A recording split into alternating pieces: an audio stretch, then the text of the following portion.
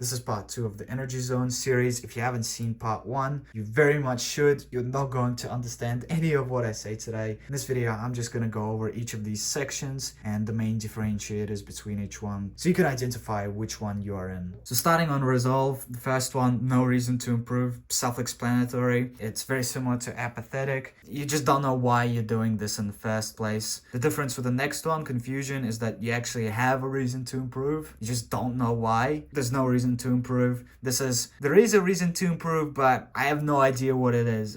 Improvement's good, but like, yeah, why is it good? It's complete. There's nothing comes to mind. For logical, something does come to mind. Something like, oh, you should self-improve because your parents will be sad. But your emotional side doesn't resonate. You'd be something like, well, why do I care if my parents are sad? What exactly do I lose here? Yada yada. It's a bad example, but I'm sure you've had these cases where you try to say, oh, because of this is why I'm self-improving, but you're not sure why that actually matters. It's just like you're saying it, but it doesn't actually feel important. Keep in mind that all of these levers are also purely emotional. We're going off how you feel. We're trying to gauge your lower part of the brain, this part right here. So it can be a little bit hard for me to describe each of these and the clear transition. That's why a lot of this will be more about how you feel rather than what is logical. So the next one, it's actually nice to have. You have some desire for it, but there's no urgency and there's low stakes. Previously, the first three, you had no desire. Now you have some desire. You kind of want to do it. Like if you were to wave a magic wand, actually wave it and wish for it. And when you go from nice to have to should, it's more of a moral push. You should do it. Again, no clear reason still. Maybe you have some reasons, but they don't resonate emotionally fully. You're just annoyed at yourself for why you're doing it. All of the reasons you're trying to come up with, they don't resonate with you, or they resonate with you very little. At this stage, it's also common to have procrastination and just tell yourself, yeah, I should do this, so I'll do this later. Now, with clear stakes, you have a clear, logical, emotional link. This is where you start to understand why you need to do this. And it's something you truly, truly care deeply about. Using the previous example, not disappointing your parents, it'd be something you deeply, deeply care about and would gauge every decision based off that. Yes, sometimes isn't enough, but it is something that you truly care about and truly resonate with. If you've got a written statement for why you're self-improving that you rehearse every day, as you should, then reading that statement every time would increase your resolve and resonate with you. Next, for important and immersed, it's kind of hard to differentiate all three of these because it's more of a swing or a line that you kind of slowly cross. There's a lot of in between going on. But for important, you generally have more deep reasons. You have more than one. And immersed is what you'd probably call good obsession, where you're constantly thinking about it. You have guilt for an action. You just want to do this to get X outcome. You're committed. And important is just kind of the in between. Again, it's based off feelings, so it's a little bit hard to describe. I've put in consumed as survival as the negatives. When you're consumed, you disregard rest and you have extreme urgency. You kind of start getting tunnel visioned. And this is where your resolve, your reason why, becomes harmful. Keep in mind that this can be applied generally. It's not just for discipline, it can be any task. Some people who are disciplined cross into here. You don't want to disregard rest because not resting, it lowers all of your energy, which lowers your mood, and it's one of the key levers that you want to have as high as possible. Finally, at survival, it's existential, something you must do at all costs. I'm not going to give an example, but you can probably imagine what this is. The next lever is motivation, which is how much you want to do the task. From wanting to do the action as much as possible to really not wanting to do it. At the very top, we have addiction, where usually you wanting to do the task is the main reason why you're doing it. It's usually a bad task, usually something like scrolling social media, but very rarely it can happen where doing something productive gives you this level of satisfaction. Below that is a level down, which is engagement. This and enjoyment is generally a very good spot to be in. In this section, you generally look forward to the task, you enter the flow zone quite easily, and you find yourself losing a lot of time in it. The difference between engagement and addiction is that there is a lot less craving in it. You aren't necessarily emotionally charged to do the task for no reason. It's just that you really enjoy it. Which brings me to the next section, which is enjoyment. It's in between indifference and engagement, where you're just having some mild fun. Not enough for you to put it into a full flow state immediately and lose track of the time, but just fun enough to the point where you're not necessarily indifferent to it. You look back to it and you've enjoyed it. You generally don't have a bad opinion about the task. Next is indifference, and it's very explanatory. You have no opinion on the task and it doesn't really affect you emotionally in any way. Next is tolerance. Here you're starting to dislike the task, but it's mainly in the beginning. Very, very little resistance, and it's not really that bad. At the next level, we have reluctance, and this is where things start to get bad. You start to actually not enjoy the task anymore. So it's very hard to start and generally easier to continue. It seems harder than it actually is.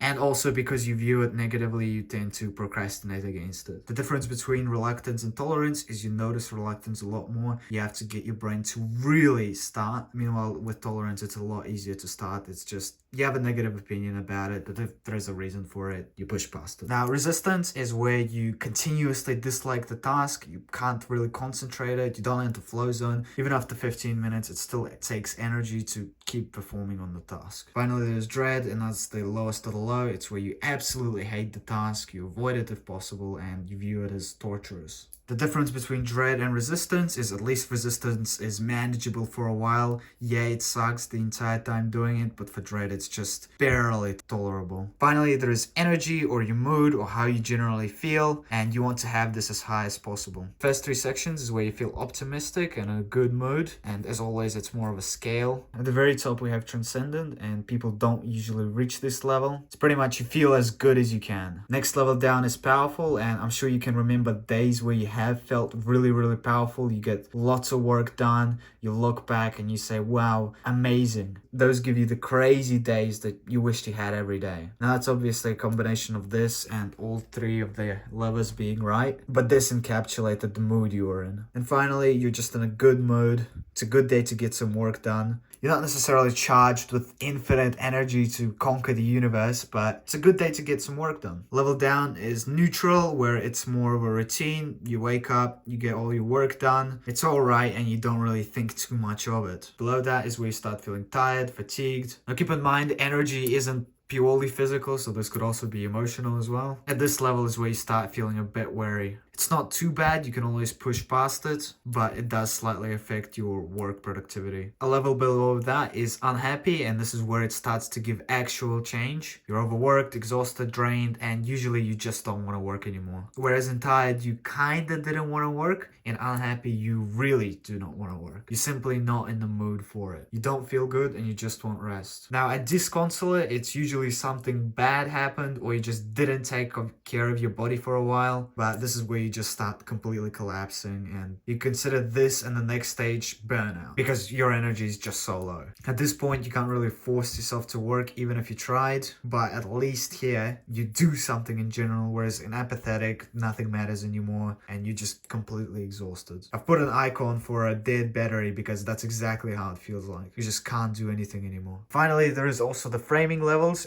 So I've split the framing or the numbness level into 7 different sections, all progressive, and I'll be using this diagram to explain each one. Just to explain how the diagram works, you have the logical side, which is the frontal lobe, and you have the deeper emotional primal side, which is somewhere here, but I've tried to make the diagram as simple as I could. In general, humans largely live and are affected by their emotions more than their logic. I'm sure you've heard the quote, we decide by emotion and then rationalize with logic, and that's level 1, where emotions rule and overwhelm you and you can't really control it. And that's okay, we all start there. And the second level of numbness or framing is where you start to notice your emotions and how they're impacting logic. In general, you'd be able to notice how angry you are or how you're feeling, and you can pinpoint, that's because of my emotions. Now obviously you can't always override that, you can just tell this is how you feel. And that helps you understand how illogical you can be at times. But going back to the self-improvement angle, at level 2 you'd at least be able to tell that you don't really feel like working, whereas at level 1 you'd probably just give some excuse. So at least at level 2 you start recognizing it in the moment, but you still lack the control needed to override the emotional side of you. At level 3 is after you notice that you're being impacted by emotion, you'll then use some energy and some power to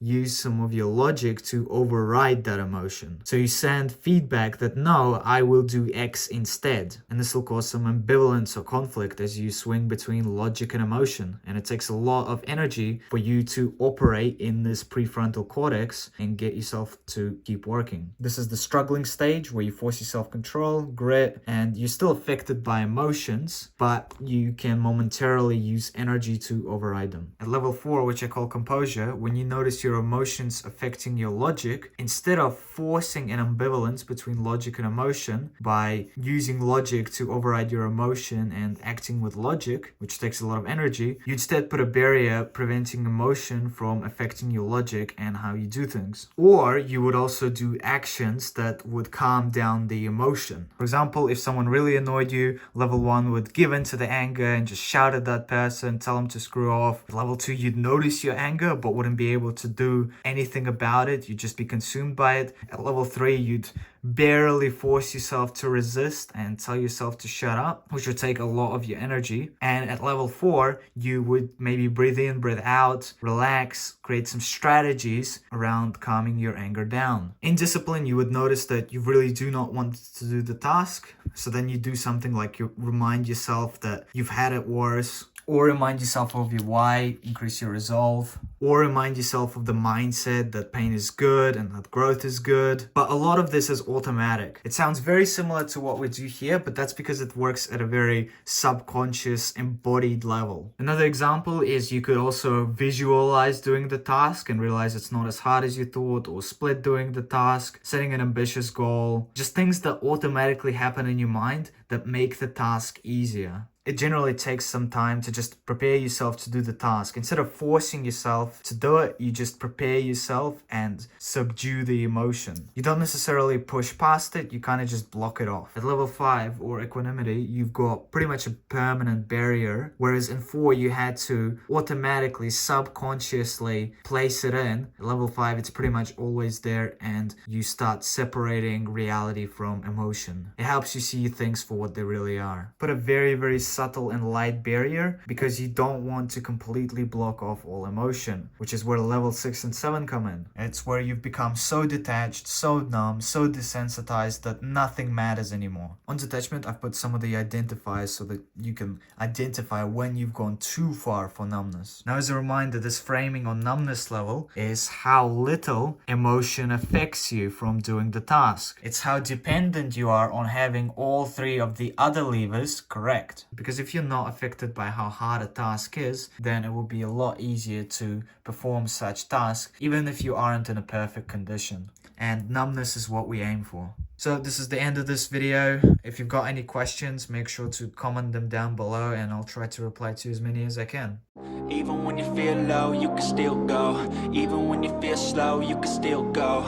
Even when there's no hope, you can still go. I never answer to no, man, I still go.